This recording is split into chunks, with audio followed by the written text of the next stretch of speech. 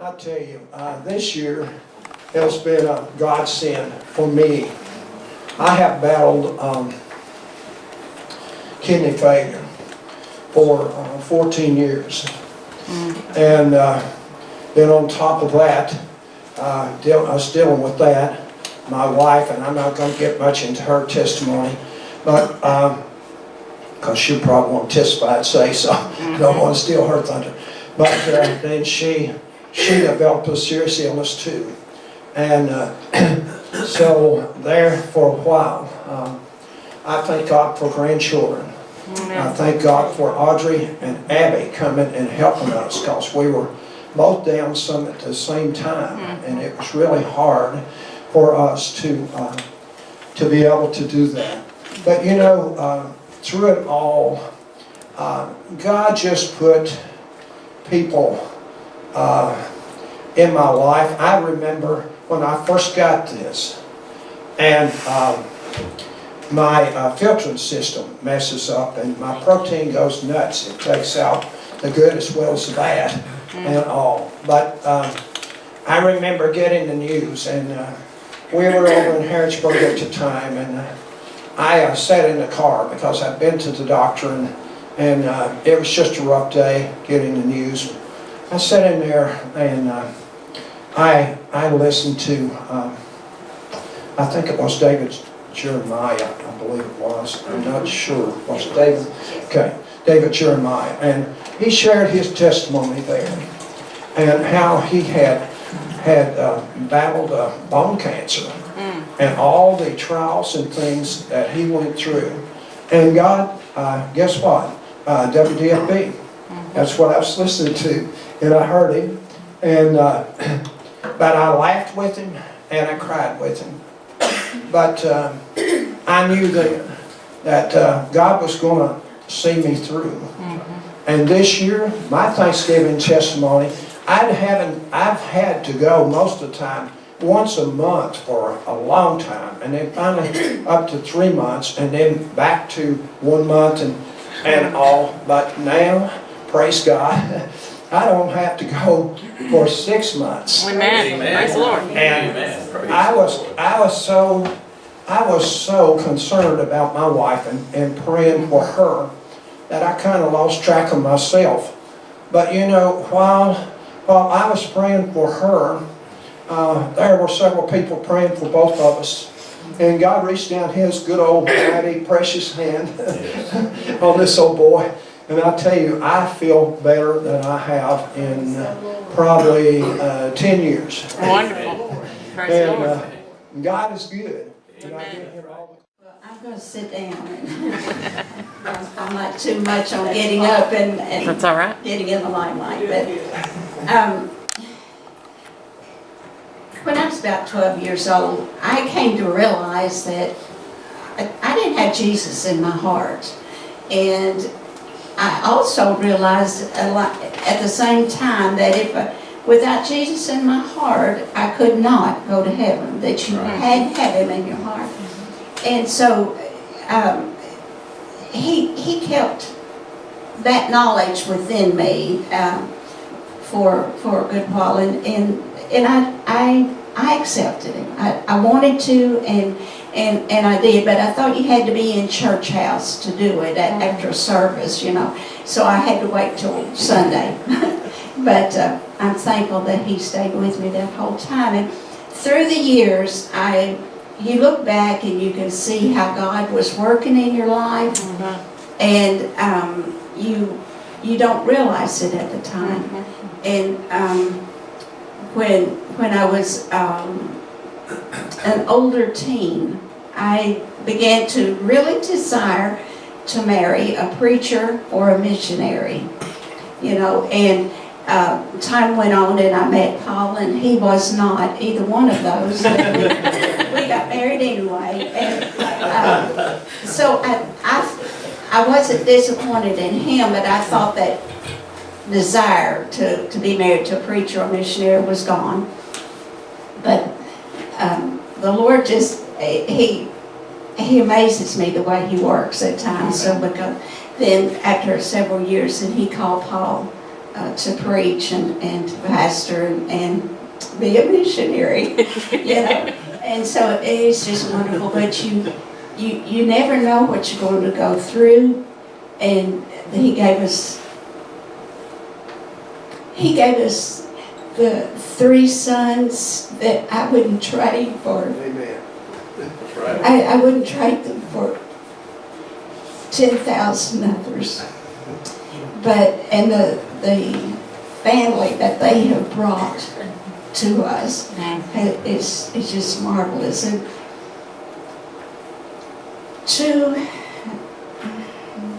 2 years ago, I had been gradually going downhill in strength and losing weight and all that. And on Thanksgiving Day, we were in the kitchen getting dinner, everything put together and everything. And I got so weak that I just thought I was going to fall on the floor if I didn't sit down right then. And I told them, and they began, along with Paul, you've got to go to the doctor, you've got to go to the doctor. Well, I did, and thought it would come out just that I had was very anemic, is really what I thought would happen, be told. But it turned out that on Christmas Day of that year, it was confirmed that I had pancreatic cancer. And that was just part of it. When I first went to the doctor and started getting tests and all, and went back to her office, and she told me that most probably it was cancer. There was a question that I had wondered through my years, because I've waited on a lot of people who had cancer. I've seen different people react in different ways. And I've wondered, well, what if I ever was told, Astera, you've got cancer? How would I react? Would I just be devastated, or how would I react? And so sitting in the doctor's office that day, and for some reason Paul could not go with me. I can't remember why, but when she told me that, it's just, how do you explain how you know that you're sitting where you're sitting right now, that you really are sitting here, that you really are existing?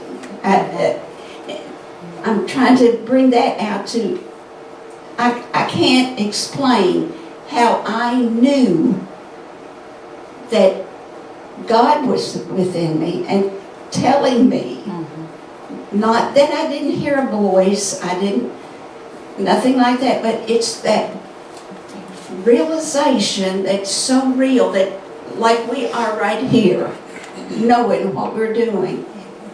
That's as close as I can come to explain how I knew that, hey, this is something you have to face. You're going to go through it.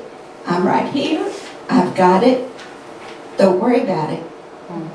And my doctor was just she hated to tell me, that. And I had to tell her, I said, it's okay. I'm God's child. And He'll take care of this. Yeah, that's So, right. and He's been true to Himself all the way through. It's not anything, I don't have some huge amount of faith that's brought me through. God and God alone has done it. And I give Him all the praise, all the glory.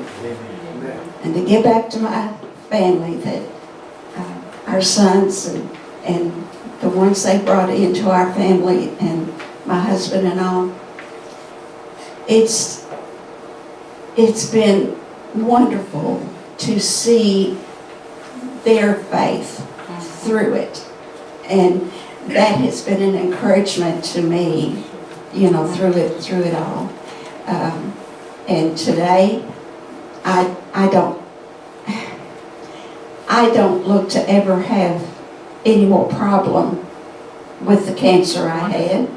Praise If the he Lord. decides to pop it out in another section of my pancreas, so be it.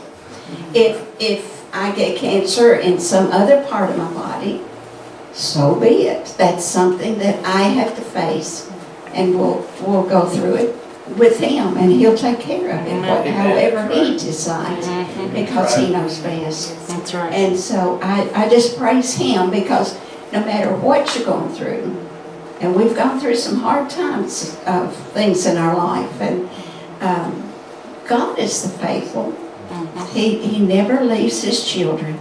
He's always there with us, and he will see us through how he sees best. Right. Because what he sees best for us is the best. That's right. Mhm. So praise him. And I could just say ditto to what Mom said. Whenever we found out that she did have cancer, there was just something, when I prayed, just like her, God assured me she was going to be okay. Amen. You're right. And I don't know how to explain it either. I don't. Other than God is great. Amen. And I'm really thankful that both my parents are in good health today. And I'll keep them as long as God lets us. And be glad to have them. And I am thankful for that. And I guess, for me, we've all got our own stories about how bad we've been to where we are now. And mine is no better or worse than anybody else's.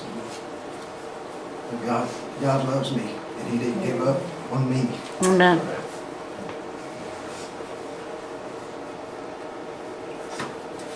My parents. My parents didn't give up on me either. That's right. Right. And they prayed, and they prayed. And while I was out doing things that people shouldn't do, they were praying. They were praying. And what else could I say but thank you? I can't say anything but that. And that's just the blessings that God has given me in the past few years alone, just in this brief section, has inspired this song. I wrote this song, and it's just a humble way of saying thank you to God.